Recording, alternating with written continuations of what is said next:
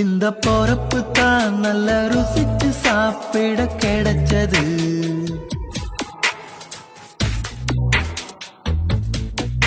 அத நினைச்சுத்தான் மன உலகம் முழுவதும் பறக்குது. அட சுட சுட அட சுட சுட அந்த மதுர மல்லிப்பூ இட்லியே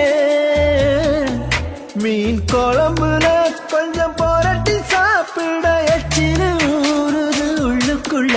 இந்த பொறப்பு தான் இந்த பொறப்பு தான் நல்ல ருசிச்சு சாப்பிட கிடைச்சது. இந்த பொறப்பு தான் நல்ல ருசிச்சு சாப்பிட கிடைச்சது. அத நினைச்சுத்தான் மன உலகம் முழுவதும் பறக்கு.